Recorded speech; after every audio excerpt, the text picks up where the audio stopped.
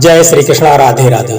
दोस्तों, आपका फिर से स्वागत है आनंदमय जीवन यूट्यूब चैनल पर।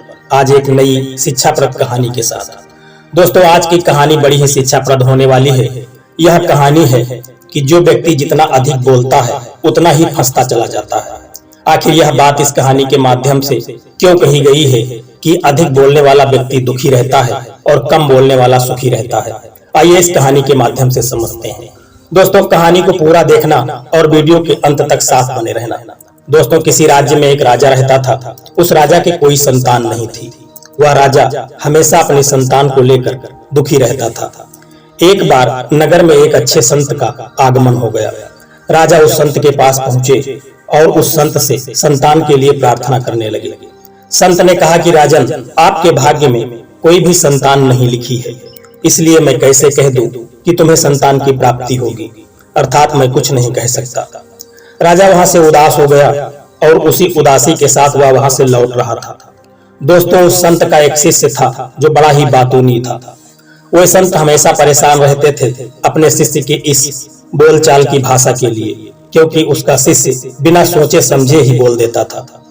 दोस्तों, रास्ते में ही वह शिष्य राजा को मिल गया। शिष्य ने राजा से पूछा कि महाराज, आप यहाँ कैसे आए हैं?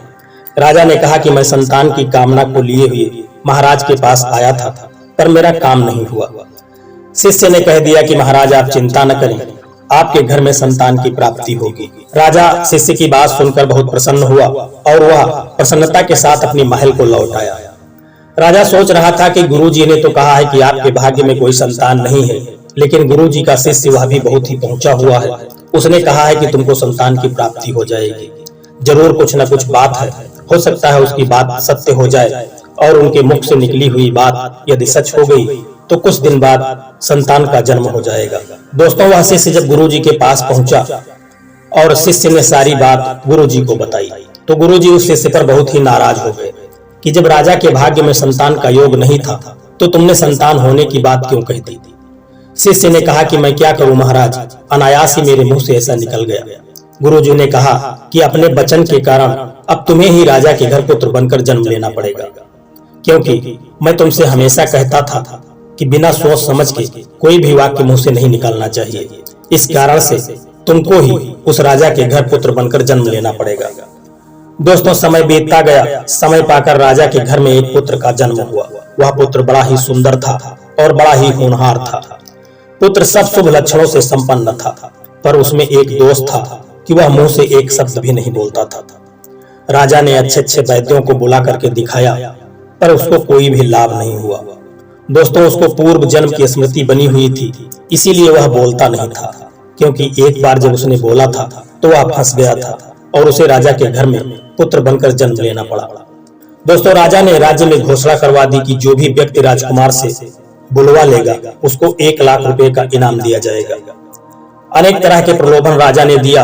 अनेक व्यक्ति आए और उन्होंने हर तरह के उपाय किए, लेकिन किसी का भी उपाय कारगर नहीं हुआ और वे किसी तरह से भी राजकुमार को बुलवा न सके। समय के साथ राजकुमार जवान हो गया और जब वह कुछ बड़ा हुआ तो एक दिन राजा के आदमी राजकुमार को जंगल में घुमाने के लिए ले गए। वहां एक शिकारी बैठा हुआ था और पक्षी को ढूंढ रहा था कि कोई पक्षी यदि उसे दिखाई दे तो वह उसका शिकार कर ले। इतने में ही पेड़ पर बैठा हुआ एक पक्षी आवाज देने लगा। उस शिकारी ने जैसे ही उस पक्षी की आवाज सुनी, उसने तीर चला दी और उस पक्षी की मृत्यु हो गई। यह देखते ही राजकुमार के मुंह से निकल पड़ा कि बोला तो मरा। यह सुनते ही राजकुमार के साथ आए जितने भी आदमी थे वे सब बहुत ही प्रसन्न हो गए कि राजकुमार ने आज पहली बार अपने मुंह से बोला है। वे दौड़ते हुए राजा के पास पहुंचे और राजा को समाचार दिया कि आज जंगल में राजकुमार ने बोला था। राजा ने उनसे कहा कि मेरे सामने यदि राजकुमार को बुलवाओ तभी मैं मानूंगा, अन्यथा मुझे विश्वास नहीं होता है। उन आदमियों ने बहुत प्रयास किया, पर राजकुमार एक शब्द भी नहीं बोला। राजा ने कहा कि तुम झूठ बोलते हो और झूठी अफवाह फैलाते हो, इसके कारण मैं तुम्हें फांसी दूंगा। यह देखते ही राजकुमार फिर बोल उठा कि बोला तो मरा। राजा ने बड़ा आश्चर्य किया। उसने राजकुमार से प्रार्थना की कि साफ साफ कहो कि बात क्या है। मेरी कुछ समझ में नहीं आया कि जब मैं चाहता हूँ कि तुम अपने मुंह से एक भी शब्द बोलो तब तुम बोलते नहीं हो, लेकिन कुछ ऐसी घटनाएं होती हैं जिनको देख करके तुम अनायास ही बोल पड़ते हो।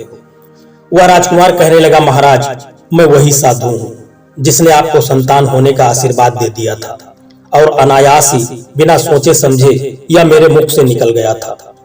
आपके प्रारब्ध में संतान नहीं थी पर मैं बोल गया था, इसीलिए मुझको आपके घर में जन्म लेना पड़ा। अगर मैं न बोलता तो मुझको दोबारा जन्म नहीं लेना पड़ता। अभी देखिए महाराज, जंगल में वह पक्षी था, शिकारी उसको ढूंढता रहा, लेकिन जब पक्षी वह बोला तभी उसके प्राण गए और वह मारा गया शिकारी के द्वारा। इन आदमियों ने आपको मेरे बोलने का समाचार दिया तो ये भी फांसी के परिणाम में फंस गए। इनको भी फांसी लगने वाली थी। यदि ये नहीं बोलते तो आप इनको सजा नहीं देते। यह सब बोलने का ही परिणाम है, इसलिए मेरे मुंह से निकला कि जो बोला तो मरा। अब मैं भी जाता हूँ क्योंकि मैं भी बोल गया। ऐसा कहकर राजकुमार की मृत्यु हो गई और वह मर गया। दोस्तों, इंसान के दुखों में उसके दुख का सबसे बड़ा कारण यह भी होता है कि वह चुप नहीं रह सकता, कुछ न कुछ बोलता ही रहता है। दोस्तों, इंसान के बोलने के कारण ही अधिकतर दुख होता है। परिवार व आसपास के झगड़ों का मुख्य कारण अधिक बोलना ही होता है। हम में से कोई भी इंसान चुप नहीं रहना चाहता है। वह सामने वाले को बोल बोल कर उसके दिमाग में सब कुछ बैठा देना चाहता है कि तुम गलत हो और मैं सही हूँ। दोस्तों, हम में से हर इंसान यही कर रहा है और एक दूसरे की सड़ी गली बातों को वह ग्रहण कर रहा है। दोस्तों, लेकिन हम यह नहीं जानते कि हम ज्यादा बोलने के चक्कर में अपना समय और अपनी ऊर्जा को नष्ट करते रहते हैं। इंसान जितना अधिक बोलता है वह उतना ही दुख में फंसता चला जाता है, क्योंकि ज्यादा बोलना ही दुख का मुख्य कारण होता है।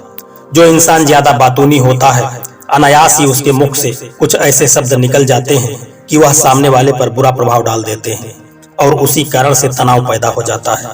इसीलिए हर व्यक्ति को सोच समझकर केवल उतने ही शब्दों का प्रयोग करना चाहिए जो वास्तव में बोलने के काबिल हो और उनको सुनकर किसी को ठेस न पहुंचे।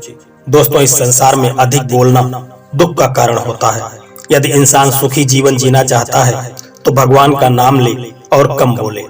दोस्तों, यह कहानी आपको कैसी लगी है कमेंट करके जरूर बताना, और यदि वीडियो आपको अच्छा लगा है, पसंद आया है, तो वीडियो को एक लाइक करके चैनल को सब्सक्राइब करने की भी कृपा कर देना। जय श्री कृष्णा, राधे राधे।